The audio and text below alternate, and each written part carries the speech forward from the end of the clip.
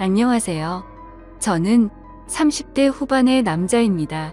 제게는 너무나도 비참하고 원통스러운 일이 있습니다. 그동안 누구에게도 말하지 못했고 저 혼자서만 소갈이하면서 끙끙 앓고 있었습니다. 하지만 많은 분들이 보고 계신 이곳에 제 고민을 말씀드리면 조금이나마 제 마음을 털어낼 수 있지 않을까, 혹은 조언을 얻을 수 있지 않을까 하는 마음으로 사연을 보내게 됐습니다. 지금부터 제 인생 모조리 박살나게 만든 이야기 털어놓을게요. 제 부모님은 젊은 나이에 저를 낳으셨습니다. 어머니가 20살이셨고 아버지가 21살 때 저를 낳으셨다고 하더군요. 원래는 그때 당시 밤낮으로 바쁘게 장사를 하고 있던 시기여서 저를 의도적으로 낳으려고 했던 건 아니었다고 합니다. 그렇게 계획도 없이 갑작스럽게 저를 임신하셨고 저를 낳게 되었습니다. 저는 바쁜 부모님을 대신해 어릴 때부터 성인이 될 때까지 할머니 손에서 자랐습니다. 그래서 저는 부모님보다는 사실 할머니를 부모님처럼 모시며 커왔었고, 제게는 누구보다도 부모님 두 분의 사랑이 애틋했습니다. 그나마 어머니는 최대한 시간을 내서 저와 놀아주셨지만 무뚝뚝한 아버지와는 일반적인 가정에 비하면 조금은 더 어색한 사이였죠. 게다가 부모님과 제 나이 차가 많이 나지 않다 보니 학창 시절에 어딜 가서 제 나이 듣고 부모님 나이 들으면 다들 놀라워하시곤 했습니다. 그땐 몰랐습니다. 젊은 부모님을 가지고 있다는 게 이런 비극의 시초가 될 줄은 꿈에도 생각하지 못했습니다. 아무쪼록 저는 고등학교를 졸업하자마자 우연치 않게 아는 분의 소개로 배시를 시작하게 됐습니다. 제 직업의 특성상 한 번 배를 타고 바다를 나가면 짧게는 3개월 정도 걸렸고 길게는 반년 이상 바다에 나가고는 했습니다. 그리고 육지로 들어와봤자 보통 짧게는 2주 안팎으로 머물렀고 길게 있어봤자 2달 정도만 쉬다가 다시 바다로 나갔습니다. 이러한 부분들이 조금은 힘들 때도 있었지만 사람은 익숙함이 무섭다더니 계속해서 하다 보니 힘든 것도 잘 모르겠더라고요. 그렇게 남들과는 다른 생활을 극복하면서 지내다 보니 어느새 제가 타는 배 안에서의 직급도 차츰 올라갔고 연봉도 대기업 연봉 부럽지 않게 벌어서 만족하고 있었습니다. 내성적인 성격이었기에 가끔씩 육지로 내려와도 연애할 생각도 크게 나지 않았고, 긍정적으로 생각하려다 보니 제 나이대 친구들보다 돈을 훨씬 많이 버니까 그게 마냥 좋았죠. 아무쪼록 월세를 내면서 살 바에는 돈을 꼬박꼬박 모으자고 생각해서 적금을 넣었고, 나머지 남는 돈은 부모님께서 사시는데 보태어 쓰시라고 용돈을 보내드렸습니다. 그렇게 시간이 흘러가다 보니 제 나이도 어느덧 20대 중반이 되었습니다. 처음에는 일도 힘들고 생활에 익숙하지 않았던 터라 여자 생각은 전혀 나지 않았는데, 일은 눈 감고도 할 정도로 익숙해져 갔고 모아놓은 돈만 많이 쌓여가다 보니 그때부터는 많이 외로워지더라고요. 그래서 저는 친구를 통해 소개팅 좀 시켜달라고 하게 됐습니다. 그렇게 육지로 들어올 때마다 소개팅을 받았죠. 근데 항상 문제가 되는 건 다름 아닌 제 직업이었습니다. 항상 데이트를 즐겁게 하다가도 제가 일하는 방식을 들으면 하나같이 여자들은 기겁을 하더라고요. 이해가 되지 않는 바는 절대 아니죠. 한번 육지로 와봤자 길어야 2달만 머무르다 헤어지고 바다로 나가면 길게는 반년 이상을 보내다 오는데, 어찌 보면 기약 없이 이런 만남을 이어가야 하는데 문제가 아닐 수가 없었죠. 심지어 군대는 2년 정도만 기다리면 차라리 끝이 있었지만 저는 제 직업을 포기하지 않는 이상 끝이 나지 않는 거였기에 그렇게 기겁하는 모습을 이해했습니다. 그렇게 저는 매번 소개팅에 실패를 하다 보니 아버지께서 보다 못했는지 갑자기 제게 소개를 받아보겠냐고 하시더라고요.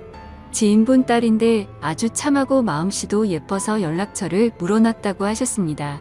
그래서 저는 넙죽 소개를 받겠다고 말씀드렸고 만나게 되었습니다. 처음 만난 그 여자는 아버지의 말대로 외모도 참했고 성격도 좋았기에 저는 첫눈에 반하고 말았습니다.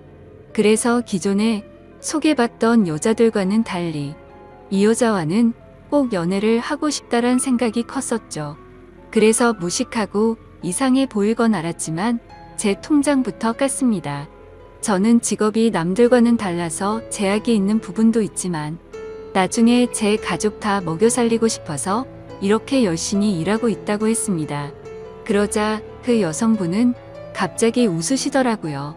비웃는 게 아니라 첫 만남의 통장을 보여주는 제 모습에 갑자기 너무 귀엽고 웃겨서 웃었다고 했죠. 그 순간 저는 이 여자의 행동을 보고 마음속으로 그린라이트인가? 라는 생각이 들었습니다. 그래서 저는 더 침착하고 조심스럽게 말했습니다. 제가 바다로 나가고 육지에 머무르는 그런 기간들에 대한 얘기부터 시작해서 이것저것 많은 대화들을 나누었습니다. 그리고 제 진심을 알아줬는지 저희는 교제를 시작하게 되었습니다. 남들과는 너무 다른 교제 방식에 미안하기도 했지만 다른 사람에게 참아 보낼 수가 없었습니다. 많이 이기적인 걸 알았기에 제 모든 진심을 다해서 아껴주고 사랑해줬습니다. 그래서 아내와 1년 정도 사귀었을 무렵 저는 아내에게 프러포즈를 하게 됐습니다. 못난 저 때문에 이렇게 제약적인 만남을 해주는 것도 미안한데 고생하는 모습 보고 싶지 않다고 했습니다. 처가댁은 저희 집과 마찬가지로 돈이 많거나 그런 건 아니었습니다. 평범하게 직장 생활을 하고 계신 장인어른과 가정주부로 살아오신 장모님이셨죠. 그리고 제 아내는 공부에는 별 관심이 없었지만 지방 대학을 나와서 중소기업에서 격리로 일을 하고 있었습니다. 근데 회사에서 집까지 왕복 2시간이 넘게 걸리는 거리라 늘 마음이 쓰였습니다. 그래서 저는 그런 아내를 더 편하게 해주고 싶은 마음과 평생을 함께 하고 싶은 마음에 결혼하자고 하게 되었던 거죠. 하지만 예상대로 아내는 쉽사리 수락을 하지 않았습니다.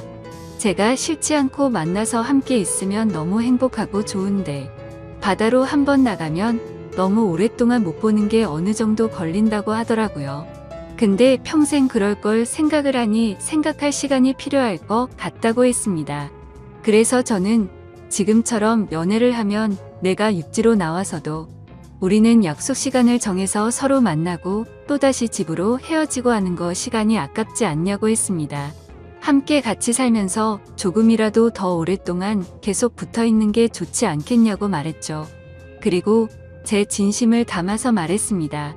출퇴근하느라 고생하는 것도 그만했으면 좋겠고 하루라도 빨리 우리를 닮은 아기를 낳아서 더 행복한 가정 만들고 싶다고요.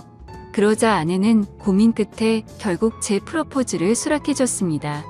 그렇게 저희는 서둘러서 양가 어른분들을 모시고 상견례를 마쳤고 다음에 육지로 돌아왔을 때 결혼하기로 날짜까지 정하게 됐죠. 참으로 미안했습니다. 제가 신혼준비를 도와주지 못해서 아내는 제 어머니와 같이 대부분의 결혼식 준비를 함께하게 되었고 그러는 과정에서 친엄마 친딸처럼 친해졌더라고요. 그래서 저는 아내와 상의 끝에 저희 부모님을 모시고 함께 지내기로 했습니다. 아무래도 제가 자리를 비운 사이 혼자 쓸쓸히 지낼 아내를 생각하니 마음이 쓰이더라고요. 그렇게 저희는 결혼식을 하게 되었고 참 감사하게도 저희는 허니문 베이비가 생기게 되었죠. 저는 바다에 나가 있었고 아내의 임신 소식을 듣자마자 너무 신이 나서 같이 일하는 동료들에게 실컷 자랑을 했고 참 많이 행복했습니다. 저는 기대에 부풀어 행복한 가정을 꿈꾸며 열심히 돈 벌자라는 마음으로 즐겁게 뱃생활을 했습니다. 그렇게 시간은 흘렀고 제 아내는 세상 누구보다 예쁜 딸아이를 출산하게 됐죠. 정말 어릴 적부터 꿈꾸던 가정을 만들고 있는 것 같아서 눈물나게 행복했고 제 인생에 아내와 딸만 있으면 그 어떤 일도 다 할 수 있겠다고 생각했습니다. 그리고 앞으로 아이가 생겼는데 분가를 하는 게 좋을지 물었습니다. 아내는 제 말처럼 혼자 지냈으면 무섭고 외로웠을 것 같다며 부모님과 지내는 게 지금은 생각보다 좋다고 만족해 하더라고요.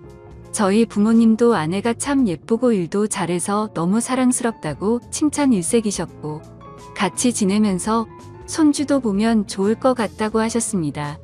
그렇게 저는 모든 것이 다 완벽하다고 느끼고 있었습니다. 하지만 그 완벽한 날들은 오래가지 못했습니다. 정말 슬프게도 제 어머니가 갑작스럽게 교통사고로 돌아가셨습니다. 길을 가다가 급히 무던 횡단을 하시다가 달려오던 차에 치여서 세상을 떠나시게 된 거죠. 그때는 어머니를 잃은 슬픔에 잠겨 다른 생각들은 전혀 할 수가 없었습니다. 그로 인해서 앞으로 벌어질 비참한 비극은 생각조차 못했습니다. 어머니를 잃은 슬픔에 잠시 일을 쉬었고 저는 다시 저희 가정을 먹여 살리기 위해 다시 배를 타기 시작했습니다. 그래서 그날부터 저희 집에는 제 아버지와 아내 그리고 딸아이만 있었죠.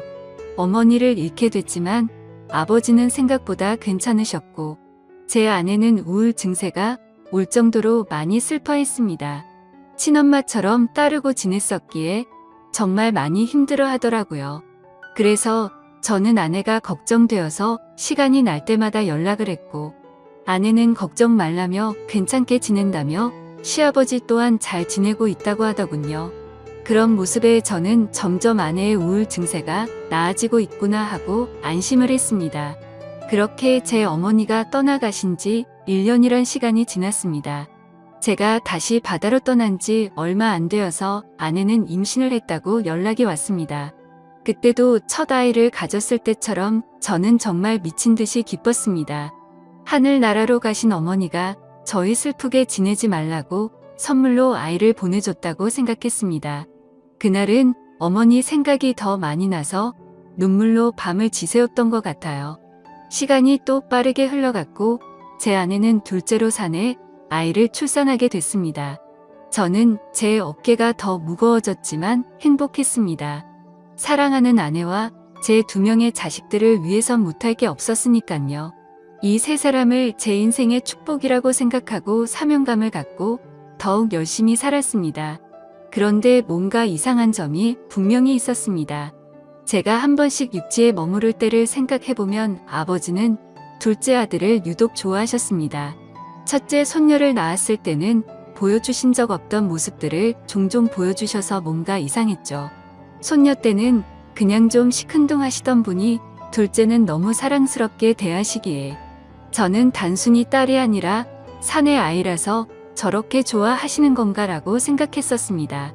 그러던 어느 날 제 인생에서 가장 비참하고 충격적인 순간의 날이었습니다. 날씨가 좋지 않은 바람에 저희는 예정보다 일찍 하선을 하게 되었습니다. 그래서 깜짝 놀래켜주고 싶은 마음에 미리 연락 없이 즐거운 마음으로 집으로 향했죠. 그때 시간은 한창 아이들이 유치원에 가 있을 시간이었습니다.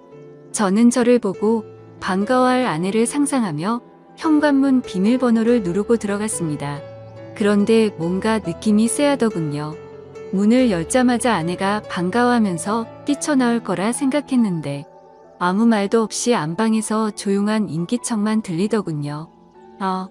설마 아내가 딴 남자와 불륜짓을 하는 건가라는 생각에 극도로 심장이 쿵쾅거렸습니다.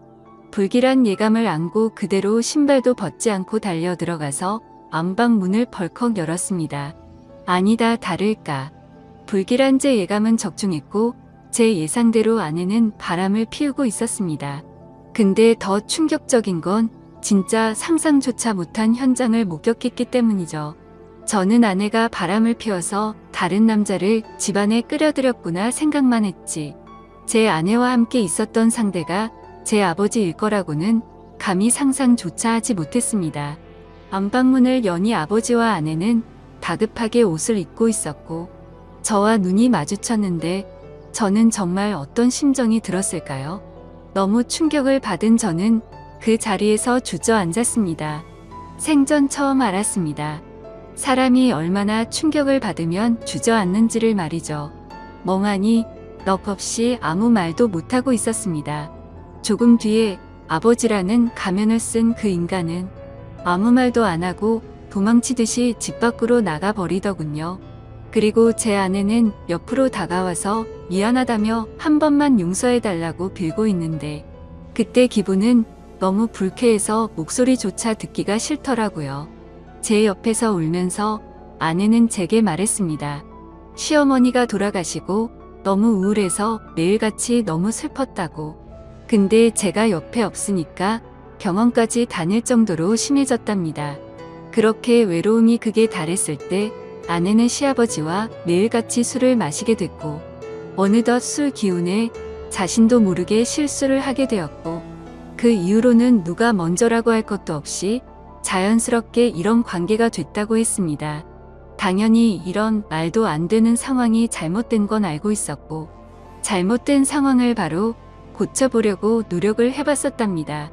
하지만 아무리 노력해봐도 이미 엎질러진 물은 수습이 되지 않았다네요. 그래서 아내에게 언제부터 이런 짓거리를 했냐고 물었습니다.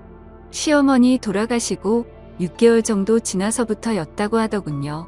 정말 피가 거꾸로 솟는 듯한 기분이 들었고, 그 말을 듣자마자 순간적으로 불안한 생각이 스쳐 지나갔습니다. 왜냐하면 아버지가 둘째 아들만을 유독 특별하게 아끼던 모습들이 떠올랐기 때문이죠. 저는 앞뒤 가릴 거 없이 직설적으로 물었습니다. 둘째 아들이 내 아이 맞냐고 하니까 아내는 아무 말도 없이 고개를 숙이고 있더라고요. 제가 빨리 대답하라고 소리 지르니까 아내는 미안하다며 울기만 하더라고요. 니네가 짐승이지 진정 사람이냐며 있는 힘껏 소리를 질렀습니다. 현관문이 열려 있어서 동네 사람들이 수군대면서 쳐다보고 지나가는데 그딴 건 전혀 눈에 들어오지도 않더군요. 저는 그 자리에 더 있다가는 정말 크게 사고를 칠 것 같아서 일단 집 밖으로 뛰쳐나갔습니다. 어떻게 이런 일이 실제로 일어날 수가 있나 생각했고, 그 충격은 절대로 쉽게 헤어나올 수가 없더군요. 그래서 며칠 동안 정신을 잃어서 쓰러질 때까지 술을 마시고 모든 연락을 끊고 있었습니다. 그 힘든 와중에도 어떻게 해야 하나 현실적인 생각들을 하게 되더라고요. 이혼을 한다고 하더라도 제가 현실적으로 아이를 혼자 키울 수도 없는 상태였고, 그렇다고 배운 게 이것밖인데 지금 하고 있는 직장을 그만둘 수도 없지 않나 생각했습니다.